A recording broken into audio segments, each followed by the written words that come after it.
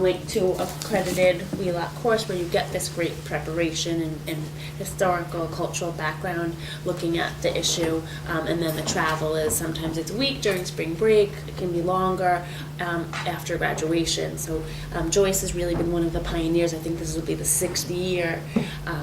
As you know, Dr. Diane Levin takes students to Northern Ireland to look at peace building issues in Belfast.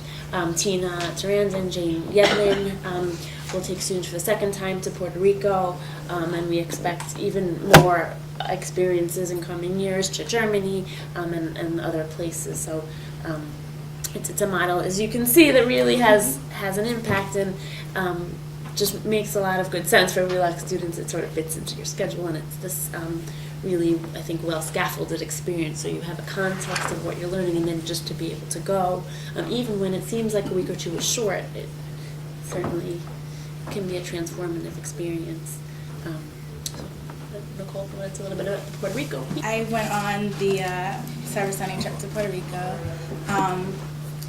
last year. It was the first time this trip has been done with Tina and Jane. I was looking at how, like, what's the learning in this context? Like, people who go on service learning trips, what's their learning? What's the purpose of service learning trips? And that was my independent study. And for me, I thought that being particularly in Puerto Rico and learning about the culture and understanding, having a good sense of what it meant to really go into someplace, learn about what their struggles, especially in Puerto Rico, being with all the complexities of being Puerto Rican, with identity. That's particularly a big struggle, and understanding what the students learned from the trip was really, really interesting for me, and really shaped my perceptions about service learning trips, which made me really want to know more about international services, international programs, and that's another reason why, like, I now work with the international office.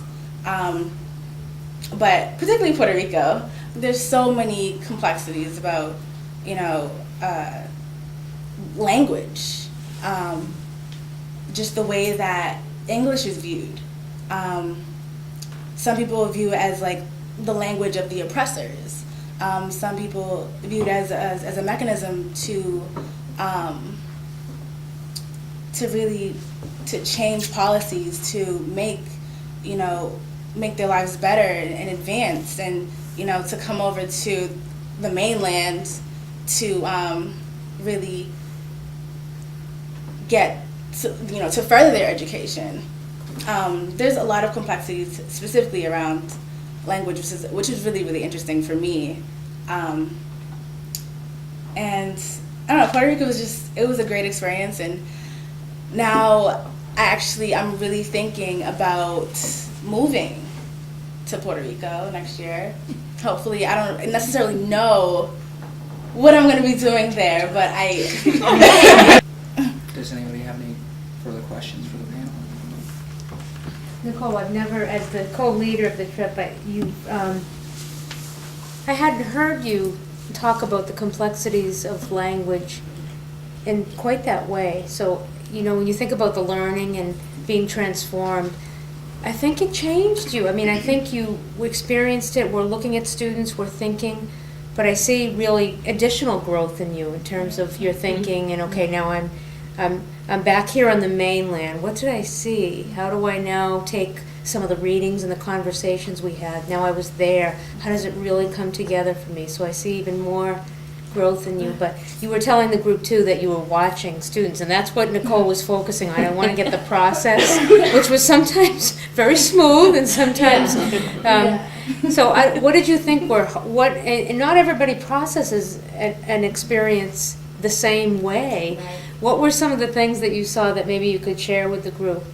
Like, what were some of the the challenges that you saw people go through, or what were some of the interesting, you said, I really wanted to watch the learning. What kinds of things did you see that you thought were interesting? Well, particularly just how involved Yeah. students were. Yeah.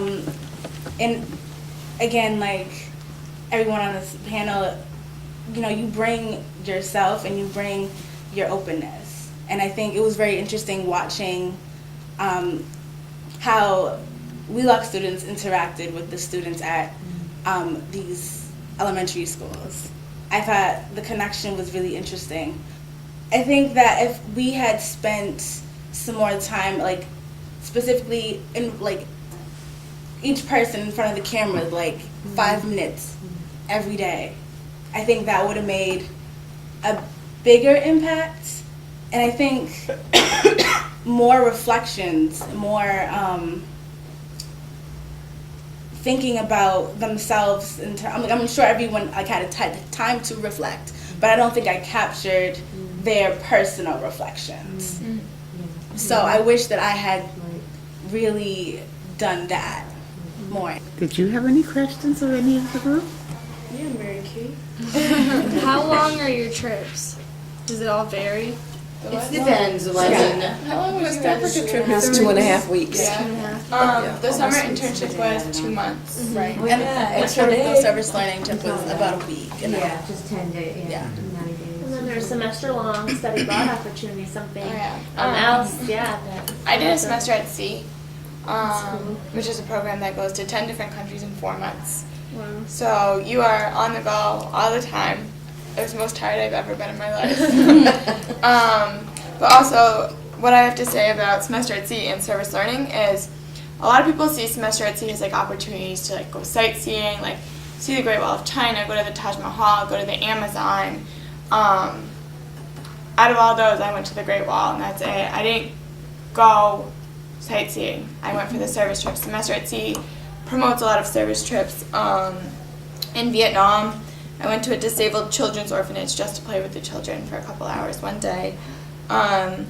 India, I went to an SOS children's village, which is orphans that live in houses. It's like one house mother with like 5 orphans, and they live in a community all together, so it's like a family. We played with the children in India. They taught us how to play cricket. Like, they just played with us. It was just someone new, someone there for them. I also went to schools that supported getting children out of child labor. We just played with the kids. Like, they showed us like their projects and like did performances for us. South Africa, I went to an organization for HIV/AIDS. Most of the 95% of the children in the program are HIV/AIDS positive, and both of their parents have died from HIV or AIDS. So it's a program that keeps them in their own communities without displacing them. Ghana, I planted trees at a site that they had been burnt down to make farmland when the owner of the land wasn't there. So a group of us planted 350 trees one day. I've done Habitat for Humanity. The list just goes on and on and on, and I've like never would have gotten to do all of these amazing things if it wasn't for a semester at sea. I think it's a completely unique way to study abroad. There's nothing like it. And you kind of, like all we were talking about, how like you kind of become a family with who you're with. Your ship is your family. Even if you don't hang out with like the kids who live down the hall, you see them in the middle of Vietnam, and you'll still say, hi, what's up, like what are you guys doing today? It's just like a sense of family, a sense of home, because you aren't grounded. You're moving all the time.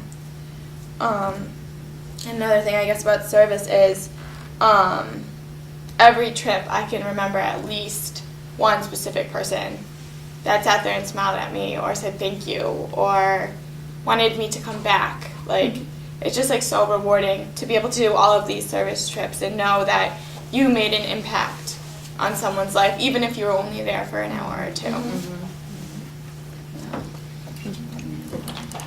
I'd like to thank everyone for coming, especially our panelists. You've all said some wonderful things. Always visit our website to look for more service learning opportunities and hopefully more internship opportunities. And thank you again for coming. Thank you very much. Thank you.